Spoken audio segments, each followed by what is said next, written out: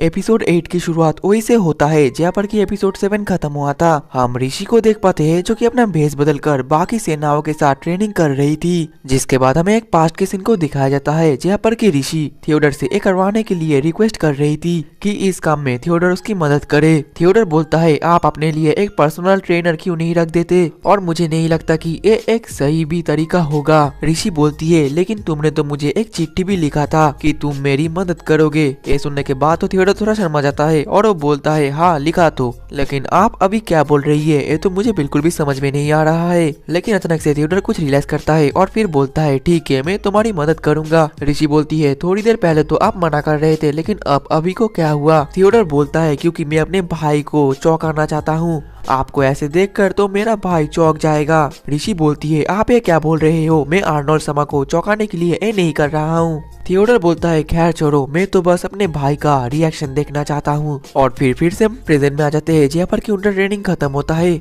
और ऋषि तो बहुत ज्यादा थक गई होती है और बैठकर रेस्ट कर रही थी। तभी वहाँ पर एक लड़का आता है और बोलता है लूसियस क्या तुम ठीक हो। ऋषि बोलती है फ्रीड्स तुम्हें देखकर अच्छा लगा और मेरा टेंशन करने के लिए तुम्हारा शुक्रिया। और फिर फ्रीज बताने लगता है मैं सिउटिना शहर से आया हूँ जो कि नॉर्थ की तरफ है। ऋषि बोलती है अगर मैं अच्छे तरीके से याद करूँ तो वो तो उस जगह पर है जहाँ पर कि सेलुलोस कंट्री के बोर्ड भी आते हैं, है ना। फ्रीड्स बोलता है हाँ बिल्कुल तुमने बिल्कुल सही कहा, और मैं इस कंट्री में आया हूँ ताकि मैं एक अच्छा सा नाइट बन सकूं क्योंकि मैं उस आदमी को बहुत ज्यादा एडमायर करता हूँ। ऋषि पूछती है कौन से आदमी को। फ्रीड्स बोलता है अरे ऑब्वियसली प्रिंस आर्नोल्ड समा को, क्या तुम उसको जानती हो। ये सुनने के बाद तो ऋषि का मुंह थोड़ा सा अजीब सा हो जाता है और फ्रीड्स तो आर्नोल्ड के बारे में बहुत ज्यादा तारीफ करे जा रहा होता है और बोलता है वो बहुत ज्यादा अच्छे स्मार्ट मैन है और उनका स्किल काफी ज्यादा अच्छा है। और ठीक तभी वहाँ पर एक आदमी आता है और उन दोनों को बोलता है तुम लोगों को रॉयल फैमिली के मेंबर्स को नाम लेकर नहीं बोलना चाहिए। और उस आदमी को देखकर तो वो दोनों खड़े हो जाते हैं और ग्रीट करते हैं और बोलते हैं हाँ हम बिल्कुल समझ गए। और उस आदमी को देखकर तो फ्रीड शॉक्ड होता है और बोलता है आप तो लॉर्ड लॉवेन हो।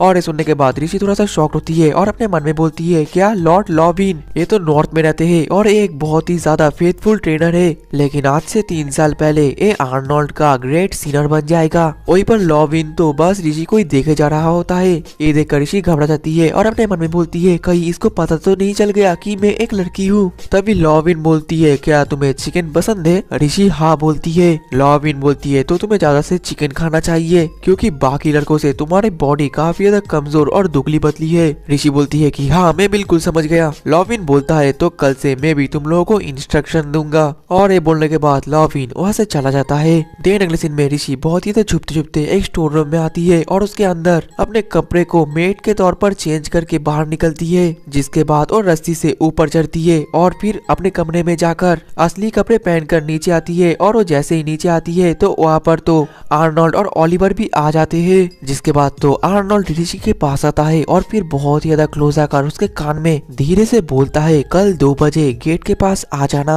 और कोई तुम्हें ना देख पाए। ऋषि बोलती है क्या मैं विग पहनकर आ जाऊं। आर्नोल्ड बोलता है उसकी कोई जरूरत नहीं। ऋषि बोलती है ठीक है मैं अच्छे कपड़े पहनकर और सज धज कर आ जाऊंगी। और इसके अगले पल एली से ऋषि से पूछती है प्रिंसेस समा क्या मैं पूछ सकती हूँ कि आर्नोल्ड समा और आप फुसफुसा के क्या बात कर रहे थे। ऋषि बोलती है कल हमें मार्केट में जाना पड़ेगा कुछ ऑफिशियल काम की वजह से। ये सुनने के बाद तो एली से ऋषि के हाथ को पकड़कर बोलती है प्रिंसेस समा आप टेंशन मत करिए क्योंकि मैं आपको कल बहुत ही ज्यादा खूबसूरत करके सजा दूंगी। देख अगले सीन में हम उन दोनों को देख पाते हैं जो कि अपने कासल से बहुत ज्यादा दूर आ गए होते हैं। जिसके बाद आर्नोल्ड बोलता है तुम अपने हुड को नीचे उतार सकती हो क्योंकि अब तुम्हें शायद कोई भी नहीं पहचानेगा। और जैसे ऋषि अपना हुड उतारती है तो वो बहुत ज्यादा शर्माई हुई होती है क्योंकि वो बहुत ही ज्यादा सज धज कर आई थी। और आर्नोल्ड तो उसको देखकर कुछ नहीं बोलता जो इस वजह से ऋषि और भी ज्यादा एम्बेरस फील करती है और बोलती है मुझे पता है कि आप यहाँ पर ऑफिशियल काम की वजह से आई हो, मुझे माफ कर देना क्योंकि मैं ज्यादा सज धज कर आई हूँ। आर्नोल्ड बोलता है उसकी कोई जरूरत नहीं,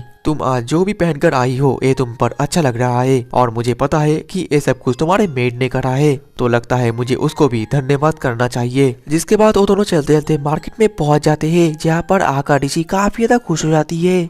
फिर आर्नोल्ड अपना घड़ी देखता है और फिर बोलता है तुम मार्केट देखना चाहती थी ना, तो फिर देख लो। जो सुनकर ऋषि और भी ज्यादा खुश हो जाती है और मार्केट के चारों तरफ फिर देखने ही लग जाती है। और फिर ऋषि 2 फ्रूट्स लेती है और आर्नोल्ड को भी खाने के लिए बोलती है। आर्नोल्ड मना करता है, लेकिन ऋषि के मुंह को देखकर वो मना भी नहीं कर पाता और फिर वो खा ही लेता है, जिस वजह से ऋषि काफी ज्यादा खुश होती है। और फिर हम देख पाते हैं कि वो दोनों को तो किसी और स्टोर में जाने लग जाते हैं और आर्नोल्ड बोलता है इस स्टोर का ओनर हमारे कासल में नहीं आएगा, जिस वजह से हम दोनों को यहाँ पर आना पड़ा। और फिर आर्नोल्ड और ऋषि को देखकर तो उस स्टोर की ओनर उन दोनों को ग्रीट करती है और इसके अगले पल ही वो ओनर तो उन दोनों को स्टोन दिखाने लगती है। हम ज्वेलर है और प्रिंसेस समा, क्या आप बता पाएंगी कि इन तीनों स्टोन में से कौन सा फेक है? जो सुनने के बाद ऋषि थोड़ा सा शॉक्ड होती है, लेकिन आर्नोल्ड बोलता है प्लीज जल्दी से बता दो। ऋषि तो फिर उन स्टोनों को देखने लग जाती है, लेकिन वो बहुत ज्यादा देखने के बाद बोलती है मैं नहीं बोल सकती। जवाब में वो ओनर बोलती है कोई बात नहीं, आपने एकदम ऑनेस्ट आंसर दिया। तभी ऋषि बोलती है मैडम मुझे आपके अप्रेजल टूल्स को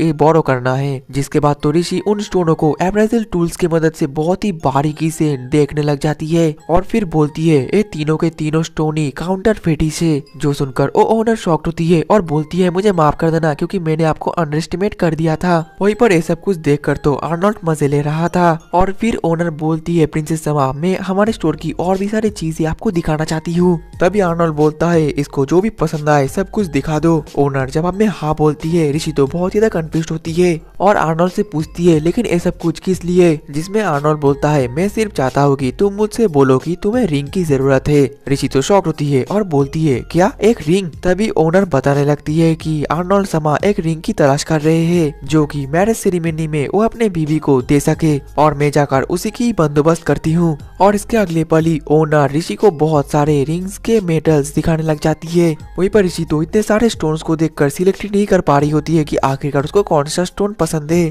तभी ओनर बोलती है प्रिंसेस क्या आपको मेरी मदद चाहिए? ऋषि बोलती है कि हाँ मुझे खुशी होगी। जवाब में ओनर बोलती है आपका जो फेवरेट कलर है आप उसके जैसे एक स्टोन ले लो जो कलर आपका प्योर लव को शो करे। तो फिर ऋषि शमा आप कौन सा कलर चूज करेंगी? ऋषि तो एकदम भावना में खो जाती है और बोलती है क्या मेरा फेवरेट कलर? और फिर वो आर्नोल्ड की तरफ देखने लग जाती है और बोलती है अपने मन में वो बोलती है इनका आइज तो बिल्कुल फ्रोजन क्रिस्टल क्लियर समुद्र की तरह है। और फिर वो ओनर को बताती है कि आपके पास ऐसा स्टोन होगा जो कि आर्नोल्ड समा के आंखों के कलर जैसा हो। और फिर ऋषि को रियलाइज होता है कि आखिरकार उसने क्या बोल दिया, जिसके बाद तो वो बहुत ज्यादा एम्बेरेस फील करती है। वहीं पर ओनर तो सुनकर काफी ज्यादा खुश होती है, लेकिन ऋषि तो बहुत ज्यादा शर्मा रही होती है, जिस वजह से वो बोलती है मैं ऐसा नहीं बोलना चाहती थी, मुझे बस आर्नोल्ड समा का आंखें बहुत ज्यादा पसंद है और उनका कलर बहुत ही ज्यादा पसंद है, जिस वजह से मैंने ये बोल दिया। ओनर बोलती है अरे कोई बात नहीं, जिसके बाद वो उस कलर का स्टोन को ढूंढने लग जाती है। और उनके जाने के बाद ऋषि बोलती है प्लीज मैंने जो कुछ भी बोला वो सब कुछ तुम भूल जाओ। देन अगले सीन में वो दोनों अपने कासल में आ जाते हैं और ऊपर चढ़कर प्लेस को देखने लगते हैं। तभी ऋषि पूछती है आर्नोल्ड समा आप मुझे रिंग क्यों देना चाहते हो? आर्नोल्ड बोलता है मैं तुमको रिंग देना चाहता हूँ, ये कोई खास बात नहीं है, तुम तो अपने हाथों से बहुत ज्यादा काम करती हो, तो मैंने सोचा एक ऑर्नामेंट तुम्हारे हाथ पर अच्छा लगेगा।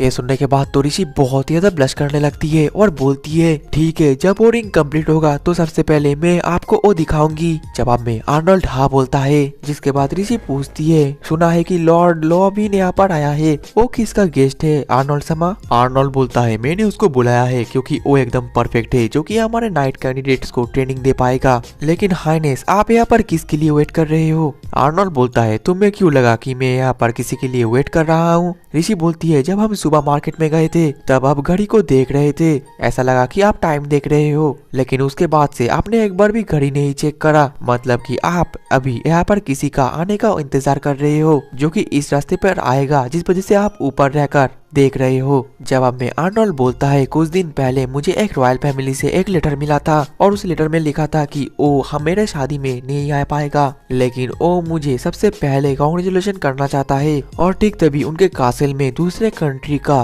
कार्ड आने लगता है और उस कंट्री का साइन देखकर ऋषि समझ जाती है कि वो प्रिंस काइल है कोयलोस किंगडम का, और ऋषि अपने चौथे लाइफ में उसके किंगडम पर एक हीलर की तौर पर काम करी थी। देन अगले सीन में ऋषि और आर्नोल्ड एक जगह पर बैठा हुआ होता है और वहाँ पर काइल आकर उन दोनों को ग्रीट करता है और कॉन्ग्रेचुलेशन जनाता है। आर्नोल्ड भी उसको इतने दूर से आने के लिए थैंक यू बोलता है। वहीं पर ऋषि अपने मन में बोल रही होती है गलकाइन और कोएलस किंगडम एकदम ही अलग है, जहाँ पर की कोएलस किंगडम बहुत ज्यादा वेल्दी है, जहाँ पर की जेम्स गोल्ड और सिल्वर प्रोड्यूस करा जाता है और साल का ज्यादातर समय तो स्नो से ही कवर रहता है। लेकिन 5 साल बाद आर्नोल्ड जो वॉर की रेड करेगा उस वजह से तो वो कंट्री भी तबाह हो जाएगा। और फिर आर्नोल्ड काइल से अपने वाइफ ऋषि को इंट्रोड्यूस करवाता है। काइल तो ऋषि को देखकर उसकी तारीफ करता है और उसको ग्रीट जनाता है। और इसके बाद तो जो काइल है और ऋषि की तारीफ कर ही जा रहा होता है और बोलता है आप तो बहुत ज्यादा गॉर्जियस हो, आप तो एकदम गॉडेस की तरह दिखती हो। ऋषि बोलती है अरे प्रिंस काइल, आपको इतना भी ज्यादा तारीफ करने की कोई जरूरत नहीं है। लेकिन काइल तो ऋषि को तारीफ करे जा रहा होता है। लेकिन तभी ऋषि आर्नोल्ड की तरफ नोटिस करती है। वो देखती है आर्नोल्ड तो काइल की तरफ बहुत ही गुस्से की नजर से देखे जा रहा है। और इसके कुछ देर बाद ऋषि आर्नोल्ड से पूछती है कि आपको काइल के बारे में कुछ पता चला।